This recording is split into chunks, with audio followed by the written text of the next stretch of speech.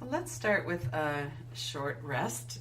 Start by bringing your attention into this time and this moment.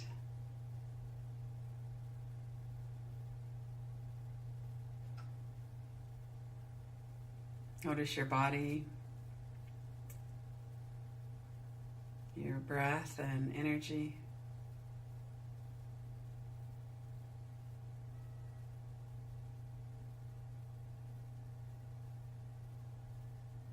Notice the thoughts that are in your mind.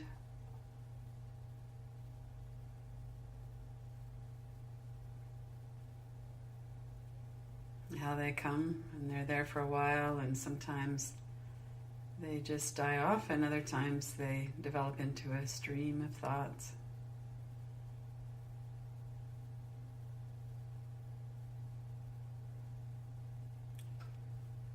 And notice what it is that's witnessing or observing those thoughts and the energy and the breath and the body.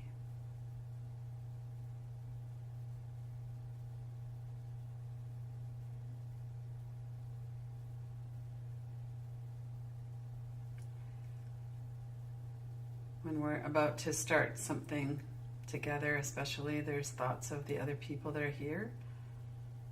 Even though we're not in the same room in our bodies, we're in this virtual room together. As we were signing on, there might have been people that you know that you're, we have a little response to that. There might be some wondering about what's going to happen during this 90 minutes together, about something else that's going on. All these things are what we bring as we tune into the moment.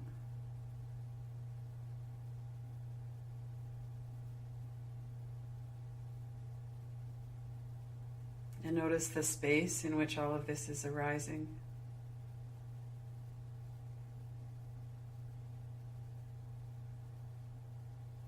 There's the space of our body and the content that's arising and is being seen in this space.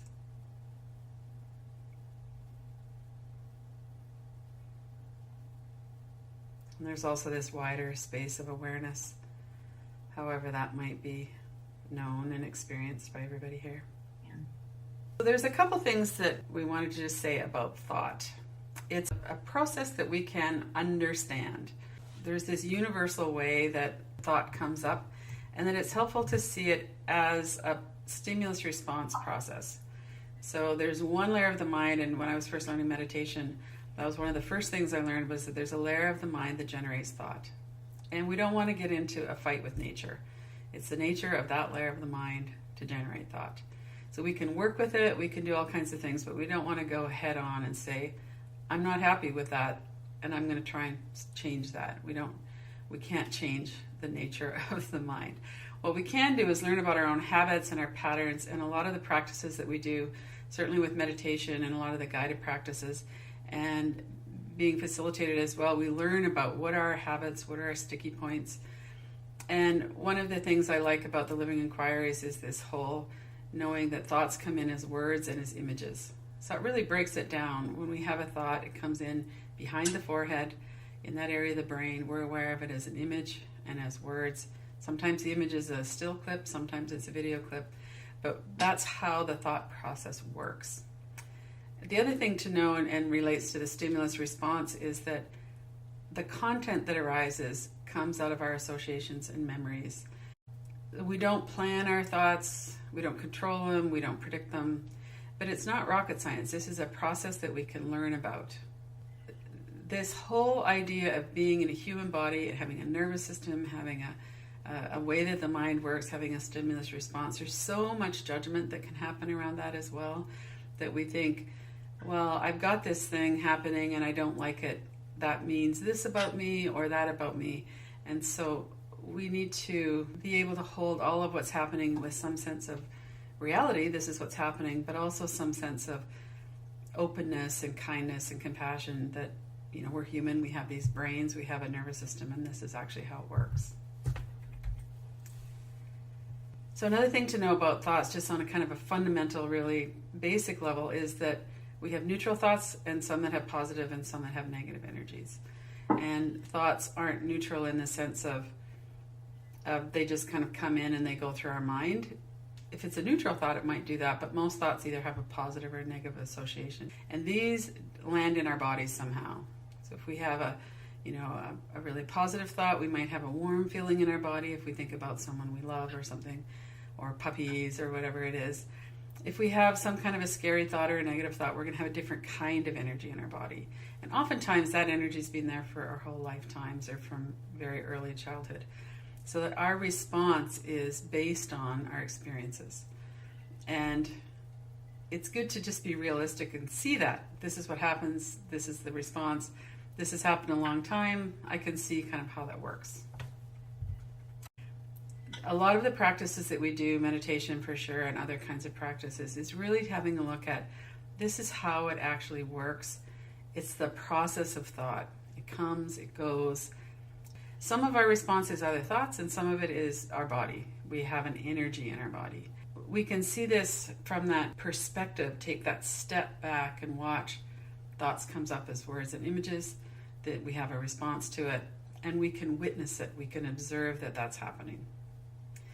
And even when we're really suffering and when something feels very compelling, which it often does, and we're going to get kind of into the catastrophic kind of compulsive thoughts near the end of the time together, even then, could I be compassionate with myself? And can I shift that perspective away from being so involved into this recognition that thoughts are coming up in this space and I'm observing what's coming up? This is something that we get caught up on all the time about non-duality and spiritual bypassing. And I think everybody who's involved in any kind of social media this last 2 weeks has noticed there's been a lot of activity going on with the American election. And a lot of fears coming up, and a lot of people are going, hey, just calm down. There's been a certain amount of escaping. If things are really messed up on the human level, maybe I could just bypass it completely and get into this place where everything's fine and nothing's harmed. And so we're not trying to make it a bad thing that there is a place where everything is fine. It's not like it's either or, it's a both and. So non-duality means we're living in these human bodies and we have these human lives and we have reactions and responses to things. We're affected by our lives, and that we can also know on another level there's this space in which it's arising that's not affected by it. Compulsive or intrusive thoughts are troubling and they cause a lot of suffering. We have a habit of judging and believing our thoughts to be us. Through the workshop, we've looked at different ways to take that step back and have that perspective of watching. So these next couple of slides are talking about different ways that this works. And then we're going to move on to the practice, put a period on the end of the sentence that Colette is going to work with. So charged thoughts can command our attention exclusively.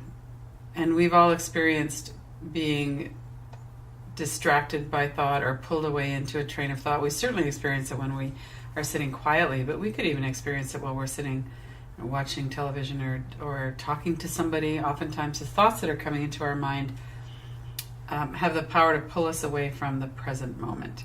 Certain kinds of thoughts can pull us into fear and anxiety, and it's like a storm in our system. These types of thoughts that have a lot of trigger or a lot of charge to them tend to be these core deficiency beliefs and stories that we've repeated so often over the years and that feel so true and so core to us that it's hard to have a perspective on them. They often are what drives the anxiety and fear.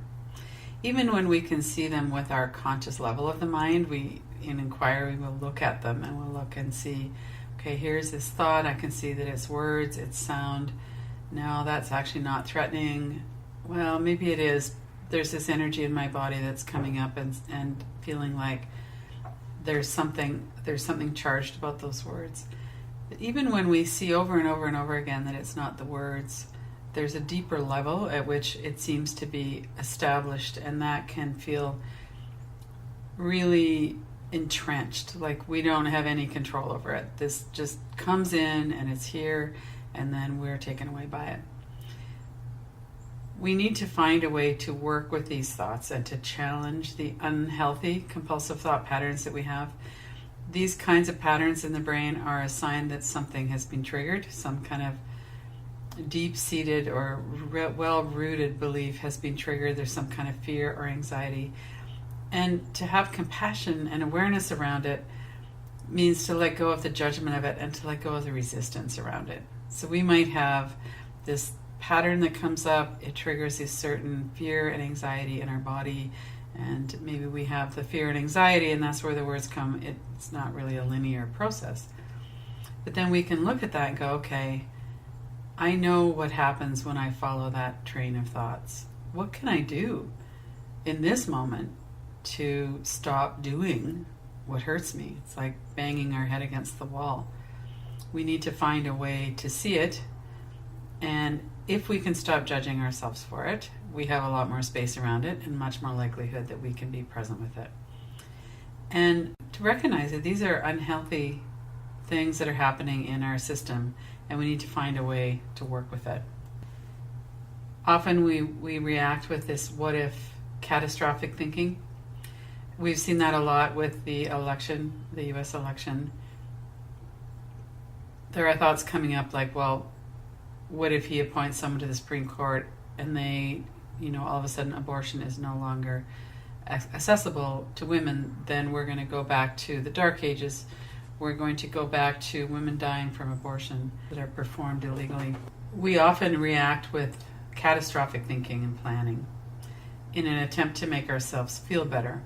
It doesn't actually work. It actually makes us feel worse. It actually increases the fear we feel and the sense of not being safe. But we have this kind of a feeling that if we could just figure things out, if we could plan for every eventuality, then we'd be safe no matter what happens. The answer to that is not to follow your thoughts down that road, to recognize this is catastrophic thinking, this is compulsive thinking, and now what do I do? One of the ways that we can work with that is to do the practices like what we did earlier about the look-see, to see that thoughts come in, to see that they have this kind of a response in the body. Ultimately, if we're able to find a way through practice or support to be present with the energies that are in the body, that's the real answer, that we can actually unwind the associations that are causing these words and ideas to feel so threatening. It's definitely an illusion that we have control if we have more information. That is just not the way that it works. I've seen a lot of people going down that tunnel of social media around Trump, and what we're doing is actually really scaring ourselves even worse. When we do that, then we put that fear and anxiety out into the situation, and it escalates it with everybody. I heard somebody talking on the radio the other day on the Canadian Public Radio about scientists and lawyers. We like to think that we're scientists when it comes to lots of things, but for sure about elections and who to vote for, that we look objectively at all of the evidence and then we form a belief. But in fact, we're more like lawyers, where we're looking for evidence that supports the conclusion that we've already come to. Places like Facebook and other kinds of social media, Facebook in particular though, really reinforces, it has an algorithm that just shows us things that already reinforce our own beliefs. An element in this election was that everybody was in this echo chamber, people on the right and people on the left, everyone was telling each other what they already believed, and there was no understanding of what was actually going on. There was a widespread denial about what's going on. So ideally, when we can see that our sense of self is maintained through thought and belief, then that will help us to be able to reduce the delusion and the judgment around it. We can see more clearly what harms and supports us. We can see that the strategies that we have are meant to help us feel better. They're meant to help us feel safer. They're meant to help us be more functional. And often they just aren't working. We need a different strategy that will actually help to strengthen our mind and strengthen our system.